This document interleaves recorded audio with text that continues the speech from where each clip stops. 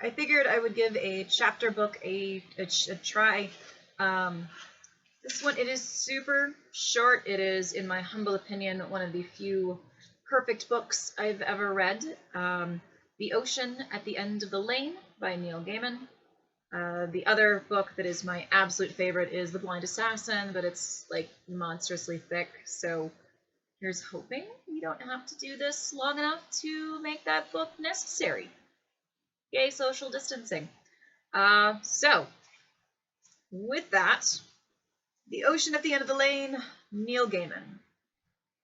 I remember my own childhood vividly. I knew terrible things, but I knew I mustn't let adults know I knew. It would scare them. Maurice Sendak in conversation with Art Spiegelman, The New Yorker, September 27, 1993. It was only a duck pond, out at the back of a farm. It wasn't very big. Letty Hempstock said it was an ocean, but I knew that was silly. She said they'd come here across the ocean from the old country. Her mother said that Letty didn't remember properly, and it was a long time ago. And anyway, the old country had sunk. Old Mrs. Hempstock, Letty's grandmother, said they were both wrong, and that the place that had sunk wasn't the really old country. She said she could remember the really old country. She said the really old country had blown up. Prologue.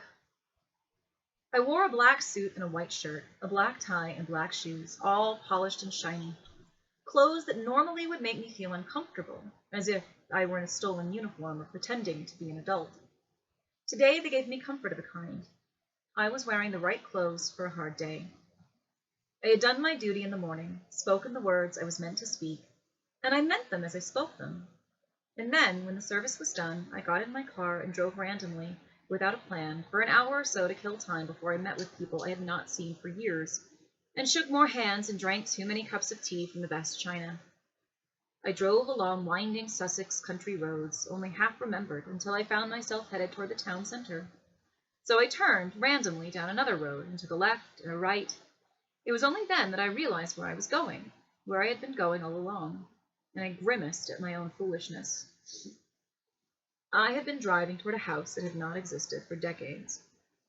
I thought of turning around, and then as I drove down a wide street that had once been a flint lane beside a barley field, of turning back and leaving the past undisturbed. But I was curious. The old house, the one I had lived in for 7 years, from when I was 5 until I was 12, that house had been knocked down and was lost for good. The new house, the one my parents had built at the bottom of a garden between the azalea bushes and the green circle in the grass, we called a fairy ring, that had been sold 30 years ago. I slowed the car as I saw the new house. It would always be the new house in my head. I pulled up into the driveway, observing the way that they had built onto the mid-70s architecture. I'd forgotten that the brick of the houses were chocolate brown. The new people had made my mother's tiny balcony into a 2-story sunroom. I stared at the house, remembering less than I had expected about my teenage years. No good times, no bad times. I had lived in that place for a while as a teenager. It didn't seem to be any part of who I was now. I backed the car out of the driveway. It was time, I knew, to drive to my sister's bustling, cheerful house, all tidied and stiff for the day. I would talk to people whose existence I had forgotten years before, and they would ask me about my marriage. Failed a decade ago, a relationship that had slowly frayed eventually, as they always seem to, and then broke. And whether I was seeing anyone. I wasn't. I was not even sure that I could. Not yet. And they would ask about my children. All grown up, they have their own lives, they wish they could be here today. Work? Doing fine, thank you, I would say, never knowing how to talk about what I do. If I could talk about it, I would not have to do it. I make art. Sometimes I make true art, and sometimes it fills the empty places in my life. Some of them, not all. We would talk about the departed, and we would remember the dead. The little country lane of my childhood had become a black tarmac road that served as a buffer between 2 sprawling housing estates. I drove further down it, away from the town, which was not the way I should have been traveling, and it felt good. The slick black road became narrower, windier, became the single-lane track I remembered from my childhood, became packed earth and knobby, bone-like flints. Soon I was driving, slowly, bumpily, down a narrow lane with brambles and briar roses on each side. Wherever the edge was not, a stand of hazels or wild hedgerow grew. I felt like I'd driven back in time. That lane was how I remembered it, when nothing else was. I drove past Caraway Farm. I remembered being just 16 and kissing red-cheeked, fair-haired Callie Anderson, who lived there, and whose family would soon move to the Shetlands. And I would never kiss her or see her again. Then nothing but fields on either side of the road, for almost a mile, a tangle of meadows. Slowly the lane became a track. It was reaching its end. I remembered it before I turned the corner and saw it in all its dilapidated red brick glory, the Hempstock farmhouse. It took me by surprise, although that was where the lane had always ended. I could have gone no further. I parked the car at the side of the farmland. I had no plan. I wondered whether, after all these years, there was anyone still living there, or more precisely, if the Hempstocks were still living there.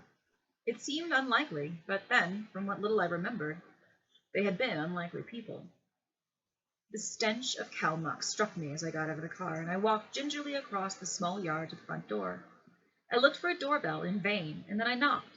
The door had not been latched properly, and it swung gently open as I rapped it with my knuckles. I had been here, hadn't I? A long time ago. I was sure I had. Childhood memories are sometimes covered and obscured beneath the things that come later, like childhood toys forgotten at the bottom of a crammed adult closet. But they are never lost for good. I stood in the hallway and called, "Hello? Is anybody here?" I heard nothing. I smelled bread baking and wax furniture polish and old wood. My eyes were slow to adjust to the darkness. I peered into it. I was getting ready to turn and leave when an elderly woman came out of the dim hallway holding a white duster. She wore her gray hair long. I said, "Mrs. Hempstock?" She tipped her head to one side and looked at me. "Yes, I do know you, young man," she said. "I am not a young man. Not any longer." "I know you. But things get messy when you get to my age. Who are you exactly?" "I think I must have been about 7, maybe 8 the last time I was here." She smiled then. "You were Letty's friend, from the top of the lane. You gave me milk. It was warm from the cows." And then I realized how many years had gone by, and I said, No, you didn't do that. That must have been your mother who gave me the milk. I'm sorry." As we age, we become our parents, live long enough, and we see faces repeat in time. I remembered Mrs. Hempstock, Letty's mother, as a stout woman. This woman was stick-thin, and she looked delicate. She looked like her mother, like the woman I had known as old Mrs. Hempstock.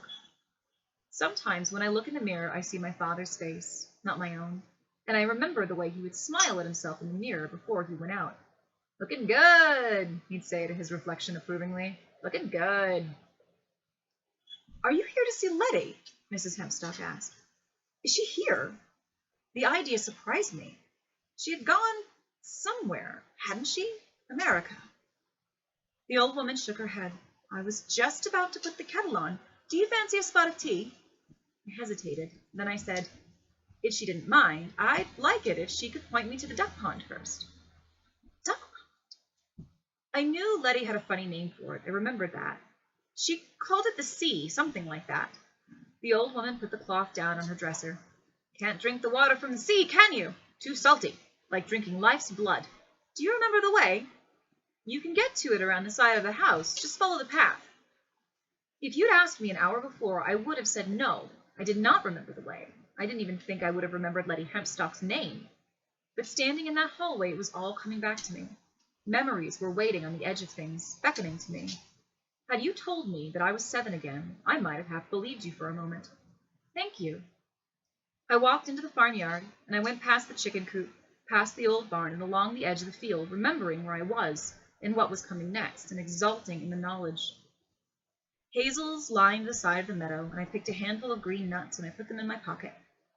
The pond is next, I thought. I just have to go around the shed and I'll see it.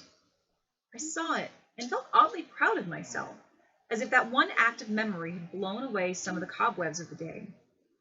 The pond was smaller than I remembered. There was a little wooden shed on the far side, and by the path an ancient, heavy wooden and metal bench. The peeling wooden slats had been painted a green a few years ago. I sat on the bench and stared at the reflection of the sky in the water, at the scum of the duckweeds on the edges and the half-dozen lily pads. Every now and again I tossed a hazelnut into the middle of the pond that Letty Hempstock had called. It wasn't the sea, was it? She would be older than I am now, Letty Hempstock. She was only a handful of years older than I was back then, for all her funny talk. She was 11. I was... Was I? It was after the bad birthday party. I knew that. So I would have been 7. I wondered if we had ever fallen in the water. Had I pushed her into the duck pond? That strange girl who lived in the farm at the very bottom of the lane. I remember her being in the water. Or how did she get pushed me in too? Where did she go? America. No, Australia. That was it. Somewhere a long way away. And it wasn't the sea. It was the ocean. Letty Hempstock's ocean. I remembered that. And remembering that, I remembered everything.